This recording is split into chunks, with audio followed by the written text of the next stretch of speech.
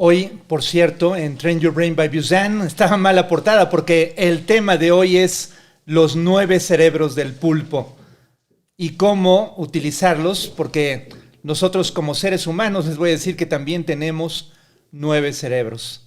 No sé si sabían eso.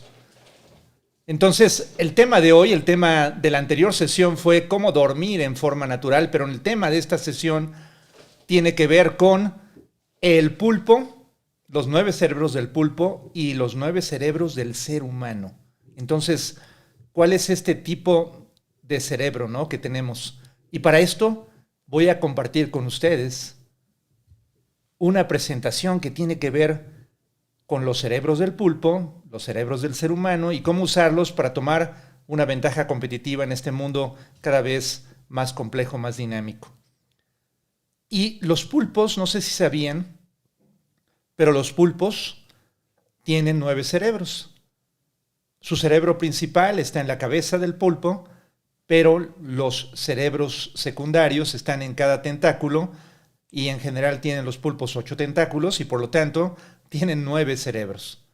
Y estos 9 cerebros actúan en esta intrincada red neuronal donde tenemos nosotros, como saben, en el caso del ser humano, más de 100,000 millones de neuronas, cada una con promedio de 2,000 conexiones. Y en el pulpo son menos, pero en el cerebro humano son más.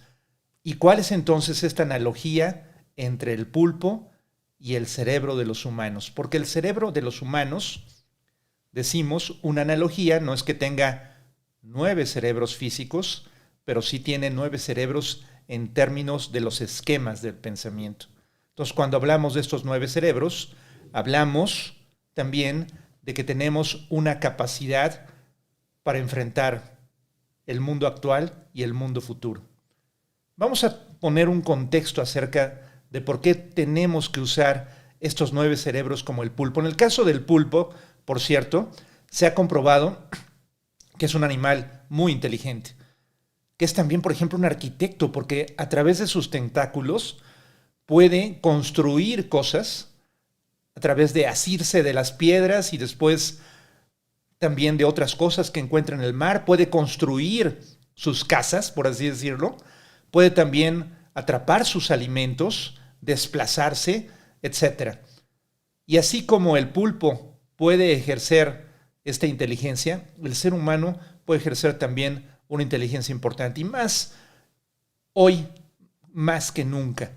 Hoy que estamos hablando de un mundo cada vez más complejo, más volátil, más dinámico, más cambiante, ¿no? Y dentro de esto siempre nos gusta referirnos a estudios tan importantes como el del World Economic Forum, que habla del futuro de los trabajos. Y el futuro de los trabajos es que están cambiando muy radicalmente. Lo que era, por ejemplo, hace poco todavía el reemplazo de las líneas de ensamble por parte de la robótica. Hoy, por ejemplo, ya no se habla solamente de la robótica, sino también de lo que se llama el aprendizaje de las máquinas, algoritmos de inteligencia artificial que están desplazando hoy en día a trabajos que generalmente eran hechos por lo que se llama la gerencia media, la supervisión media de las empresas, de las organizaciones, de las instituciones. Entonces, ¿qué pasa con esto, no? Si nosotros estamos generando nuevos trabajos y estos están siendo reemplazados por máquinas, ¿qué nos depara al ser humano, no? El ser humano está condenado a ya no tener esos trabajos y el número de trabajos en el mundo está condenado a ser menor. Y por otro lado, lo que son las empresas que ahora están, muchas de ellas desapareciendo, desafortunadamente, su longevidad está siendo realmente mucho más corta que antes por fenómenos como la pandemia, como las crisis.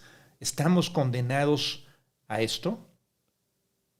O si nosotros utilizamos, como dice el World Economic Forum, ciertas competencias que nos distinguen de los algoritmos de inteligencia artificial y que nos distinguen como seres humanos irreemplazables, entonces podemos tomar ventaja de esto.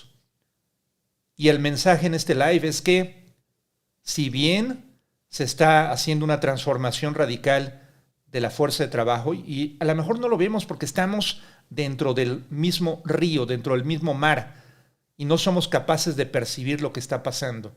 Sin embargo, en el futuro cercano, esto va a cambiar, y está cambiando. Y el World Economic Forum subraya dentro de las 10 aptitudes más importantes, 4 que son prácticamente las primeras, donde el ser humano puede distinguirse de un algoritmo de inteligencia artificial, etc. Y estas son la solución de problemas, cada vez problemas más complejos que tienen que ver una cosa con otra, que se tiene que ver en forma sistémica las cosas para poderlas resolver, donde la causa de las cosas no es lineal, no es A conduce a B, sino habría que ver cómo está conectado todo con todo, como decía Leonardo da Vinci, todo se conecta con todo de alguna manera, pero la clave está en saber cómo se conecta cada cosa con cada cosa, ¿no? Entonces, la solución de problemas complejos como la pandemia que está sucediendo, los fenómenos económicos actuales, los fenómenos sociopolíticos, socioculturales de un mundo cada vez más diverso y más complejo, más abierto. Y luego el pensamiento crítico, esta capacidad de ver la realidad, pero también tener diferentes modelos de pensamiento y poder no solamente abstraer la realidad, sino también analizarla, generar hipótesis, generar posibles escenarios a futuro, todo el pensamiento racional que tiene que ver con el pensamiento crítico. Y por supuesto, la creatividad y la innovación. Porque la creatividad y la innovación también son bastiones importantísimos que nos permiten generar nuevas cosas, nuevas formas de hacer las cosas, y es el motor de las sociedades, como por ejemplo las nuevas vacunas, como las RNA mensajeros, y nuevos modelos de negocios disruptivos y nuevas tecnologías que nos permiten hacer más rápido y mejores las cosas. Entonces, en ese sentido, la creatividad y la innovación son motores fundamentales. Y la flexibilidad cognitiva, que es algo que nosotros hemos venido usando a través del tiempo en nuestra organización, Busan, como un elemento importante, pero que ahora, por ejemplo, sale también a la luz en estudios como el del World Economic Forum. La capacidad de pensar en formas diferentes, de, por ejemplo, unir el pensamiento crítico con la creatividad, para poder entonces generar más valor. Y en ese sentido, entonces, esta analogía con los 9 cerebros del pulpo, ¿cuáles son estos 9 cerebros o estas 9 formas, por lo menos, de ejercer nuestro pensamiento y distinguirnos y ser más competitivos que cualquier algoritmo de inteligencia artificial? Porque nosotros somos los que los creamos, ¿no? En primera instancia, estos algoritmos no existirían si los seres humanos no existen. Y si bien van a reemplazar muchos trabajos clericales en el corto y en el mediano plazo, pero también van a crear nuevas formas de operar, nuevos trabajos. Y ahí está donde el ser humano se puede distinguir. ¿Y cuáles son estos 9 cerebros, por lo menos? Para empezar, el ser humano es capaz de analizar, ¿no? De ejercer ese pensamiento crítico y generar análisis de las cosas, desglosar los problemas en sus partes, pero también es capaz de sintetizar. ¿Qué quiere decir esto?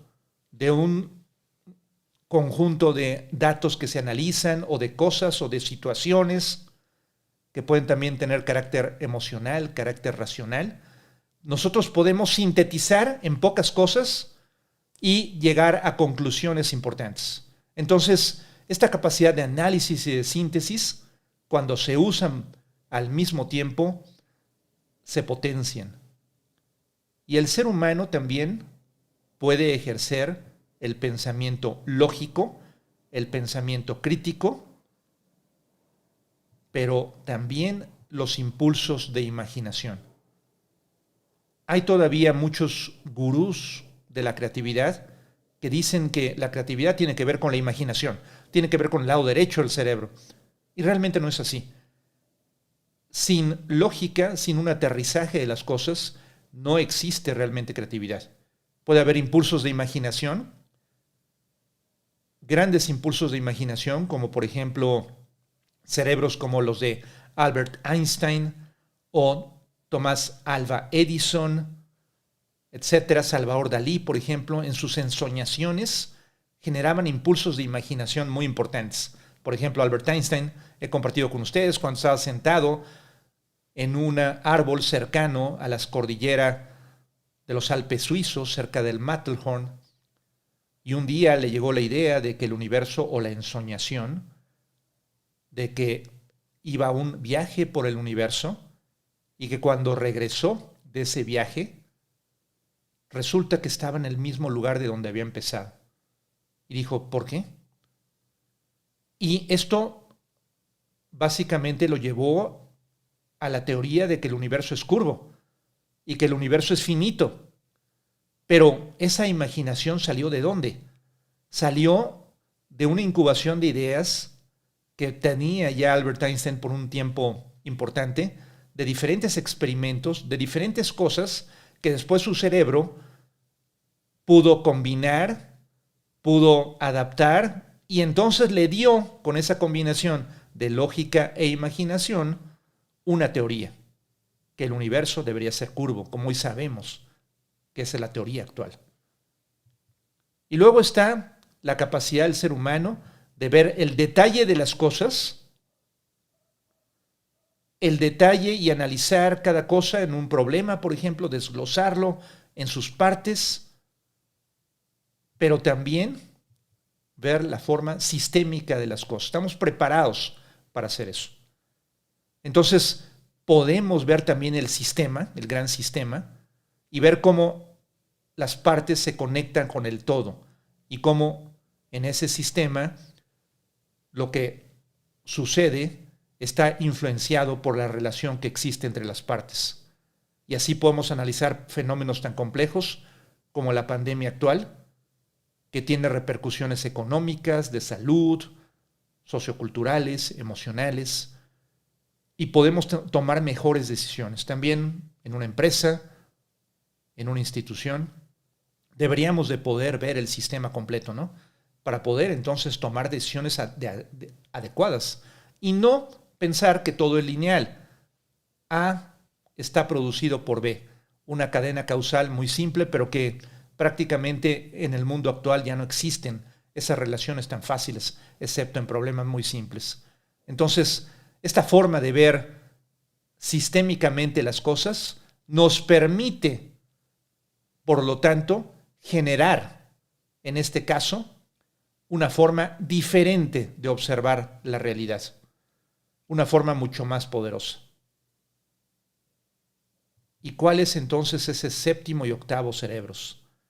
Lo que llamamos el pensamiento convergente, la capacidad de observar las cosas en forma enfocada, un problema, enfocarnos en el problema, entenderlo bien a través de un análisis, de la lógica, del detalle, pero también ejercer un pensamiento divergente, como Albert Einstein, como Thomas Edison, que en esas ensoñaciones de imaginación, impulsos de imaginación, podían incubar precisamente esa lógica subyacente en lo que tenían en términos de su conocimiento, de sus experiencias, para después llegar a conclusiones.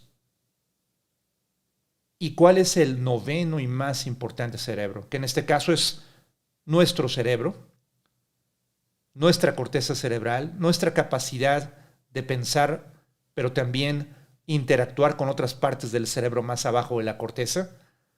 Y cuando utilizamos estos 8 cerebros en el cerebro mayor, generamos el fenómeno de la sinergia. ¿Qué quiere decir esto? Que 1 más 1 es mucho más que 2. Aritméticamente eso no es posible, pero sinérgicamente lo es. Cuando utilizamos el análisis y la síntesis, la lógica y la imaginación, el detalle y el pensamiento sistémico, el pensamiento convergente y el pensamiento divergente. Cuando utilizamos todos estos pensamientos, nos permite entonces usar el cerebro en forma plena. La buena noticia es que está al alcance de cualquiera de nosotros, ¿no? Porque es un cerebro normal el que puede ejercer todo esto. La mala noticia es que múltiples estudios demuestran que no estamos usando nuestro cerebro en la forma que fue diseñado para usarse y desarrollarse. Y he compartido con ustedes a lo largo de los lives, por ejemplo, que menos de un 10% utiliza pensamiento crítico en forma adecuada, o menos del 2% utiliza la creatividad divergente. Pero eso es lo que llamamos una condición normal, normalizada por estadística. Pero normal, hemos dicho, que no es lo mismo que natural. Lo natural debería de ser que nosotros utilizamos nuestro cerebro en forma preponderante. Lo natural debería de ser precisamente que usamos nuestro cerebro de una forma sinérgica y podemos usar todos estos mundos para entonces virtualmente tener una potencia infinita para lograr las cosas. Y es una invitación también a que usemos nuestro cerebro en toda su magnitud. Y herramientas como los mapas mentales, que es una analogía de la arquitectura del pensamiento. Nosotros somos los inventores de esta metodología y la hemos estado enriqueciendo a través de los 40 y tantos años que tiene de que Tony Buzan la inventó y que el grupo Buzan la hemos seguido utilizando en cuestiones de diversa índole, como por ejemplo análisis y solución de problemas, gestión de proyectos, planeación estratégica, creatividad e innovación.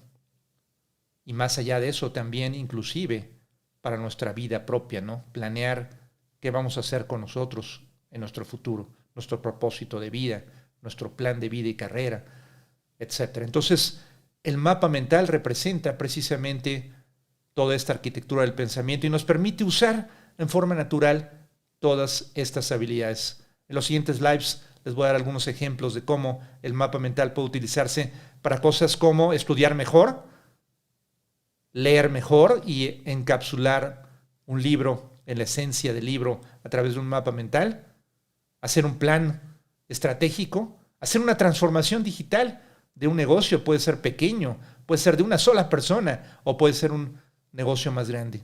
No importando el tamaño del negocio, una herramienta de este tipo puede simplificar esos procesos. Entonces, los invito a ver los próximos lives que vamos a dedicar de nuevo a esta herramienta con algunos casos de éxito y vamos también a invitar a gente que lo ha estado utilizando. Ha estado utilizando esta herramienta y consecuentemente está habilitando estos 9 cerebros, ¿no? Que decimos, por lo menos 9 cerebros que nos permiten usar en forma sinérgica a nuestro pensamiento, y así como el pulpo con esos 9 cerebros es un animal muy inteligente, el ser humano puede distinguirse de un algoritmo de inteligencia artificial, de una decisión tomada por una máquina y seguir siendo competitivo para desarrollar valor en este mundo cada vez más complejo, pero también lleno de oportunidades subyacentes. Entonces, los invito, repito, a utilizar su cerebro en plenitud.